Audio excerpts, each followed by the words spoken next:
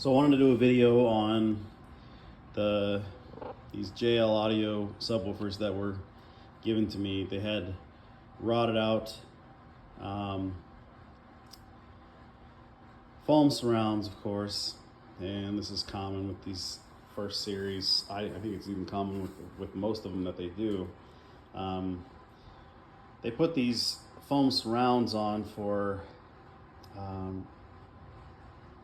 I think it's for frequency response. You know, all these 12s and 10s and stuff, their FS is somewhere in the 20s. So, you know, they play really well at low frequency and they sound really good. However, it compromises life. They say that these subwoofers, you know, handle a lot more than their rated power. My experience is just, you know, pretty normal. They do seem to handle the power really well. But one thing about them is they have a really low sensitivity. So you've got to have a lot more power to, well, maybe not a lot more, but quite a bit of power to push them, because their sensitivity is somewhere in the 80s when they play. Anyway, I glued all of these. I did, this is a 12W0, that's a 10W6, and I have a couple of 10W3s and and that's the other 10W6, and that's the other 12W0. And I did all of these pretty much in a week, just in the evenings with, you know, with the limited time that I had. These are the types of glues that I tried. I tried all of these, and actually every single one of these worked. This is Aleene's premium quality clear tacky glue. I used this for a couple of speakers that I did that I can show you here in a minute. They were a couple of Audiophile Energy C500s. Blew out the surrounds on those, my cousin did, and then gave them to me, and I thought I'd try to do this. Now, all of these are first attempts. Every single thing. I only messed up with one of them, and it happened to be a glue issue versus a timing issue, kind of, versus the you know, difficulty. So anyway, you glue these inside edges first. Get these rings. I got mine from Lord of Bass. They're about 20 bucks a pair. You can do a pair of speakers. Let's show you what they look like when they come. They'll just be a ring like this.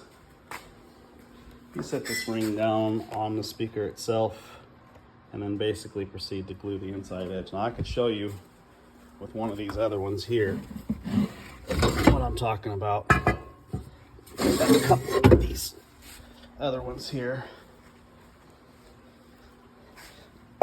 This one's got a sunken spider on it. I've seen another one that had one that was pretty far down in there. This one, it's got a little grind to it, so I'd have to see if I can fix it. But anyway, you gotta sand all this edge out, and I used this little sanding wheel on my drill. You can see it's still got some of the residue on it from the glue to get this. But anyway, we'll set this trim ring down, or this foam ring down here. Put the glue around the inside edge, and then just glue that inside edge first. Once that's sat for about an hour, you can go ahead and glue the outside edge. I'd wait a little bit longer if you're using the Aleene's, because it's not quite as fast to set up, and that might be preferable to some people who need a little bit more time to be able to play with it and kind of get it centered. This is both of these. This is about that Lord of Bass black. They send you this glue with their with their surrounds. You saw there was still 2 bottles of that stuff left over in the box that I got this ring out of, and that's because they send you plenty to do it. And then this E6000 stuff, this is when we used to do subwoofers. This was the high-end subwoofers, like the real competition stuff to put the recone kits in. That was our go-to for that. And it also works. Every single one of these glue work. That's from Simply Speakers. That's just a bottle that I bought. You can buy these surrounds from Simply Speakers, I think, too, but I don't know. I just tried Border Base and I had pretty good results with that, getting them off of eBay. Now, once you've got this inside edge glued, you go ahead and you prop this cone up. You know, you could slip something in underneath of it to hold it up. And when it's held up, then you can kind of get under this outside edge and then glue around there. And then you pull whatever's on the inside out and just let this thing kind of drop down in, and it'll sit to where this glue holds this outside edge in. And I'm gonna show you a trick that I did with mine to make sure that I kept the cones in the center, and that is what this piece here was for. I set this, after I let that glue set up on the inside, I set this in the center of the speaker and just kind of held it down in the middle and glued that outside edge. And once it had sat there for, you know, maybe 15-20 minutes, I would take this off, and then I was going around I can't show you on that one because it's got the outside trim ring on, but I was going around the outside edge, just kind of tamping this edge down here. Now that one's missing the center cone. I didn't have to remove the center cone from any of these, and that's why I was saying I used that weight to kind of hold the voice coil in the center. This I just took out as kind of a trial, just in case I had to do it. But one thing that's interesting about this one is this is like a little crevice around the inside here that actually held the cone in place. That wasn't the same on the 10W6s, but I took these cones off just to make sure that I could do it, because this one, like I said, has a bad coil, and I had another one that was kind of similar to that. But anyway, that's how I held the trim rings, or the coil in the center when I was doing this. And I think that kind of made all the difference in, the way that they turned out. I don't have a single one that has rub on it at all. And I'll show you the other speakers that I did with the clear tacky glue there. All right, so these are the ones that I did with the tacky glue, the Aleene's tacky glue, and these are a couple of Energy C500s, and I had to do both of these woofers with those. And as you can see, they turned out great too. And I've already tested all of these speakers and do some pretty good extremes too. So they held up really well. Both of those kinds of glue. And as I said, this refoaming job, like these were the first ones I had done in this type of a speaker. And the JL Audios were the first ones I had ever done with a foam surround. So I think they turned out really well. All right, one last thing I wanted to mention was about these trim rings on these subwoofers. Now, they're not perfect. The foam out of surround, they don't always fit exactly perfect, but you get them close enough to center, then you're pretty good.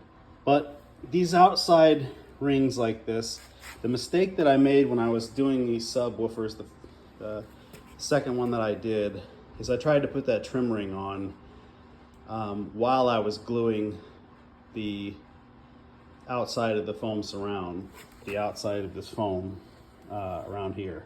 So once you've got the outside of the foam then glued, then go ahead and put this outside trim ring on.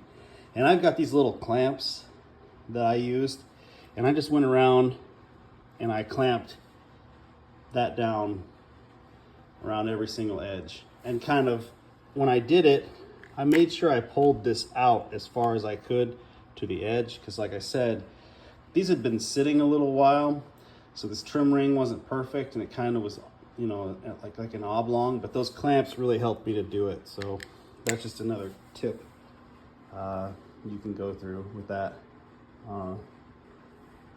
Other than that, I don't know. I mean, I used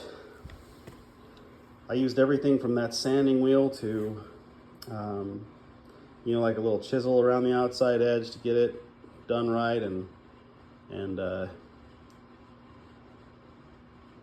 so anyway, that's it. Just refoaming some old JL audio subwoofers. Now, they do sound pretty amazing for their age, and they held up pretty well. I will say one other thing before we quit this thing, and that is that these 12s, there was one of them that had not been stored upside down. And that's just a note for you people. If you want to know, when you store an old subwoofer like this, you want to store it upside down if you can, if you're going to store it somewhere, because you'll get what's called spider sag from the magnet pulling down on the voice coil constantly.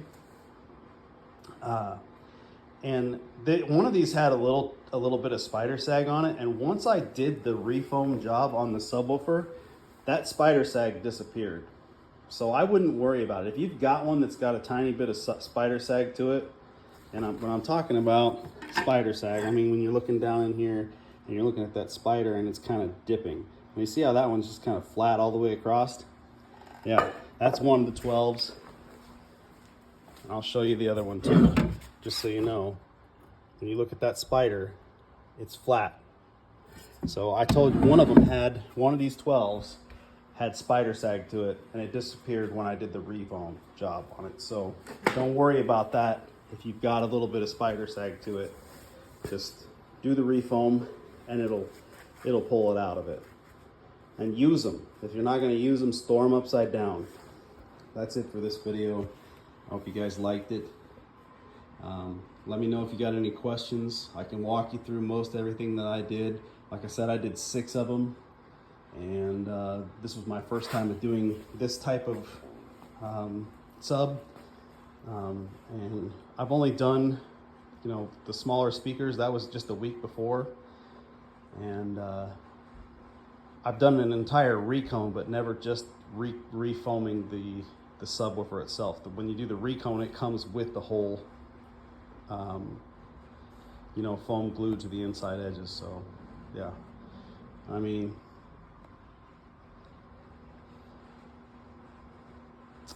enjoy the video. Thank you.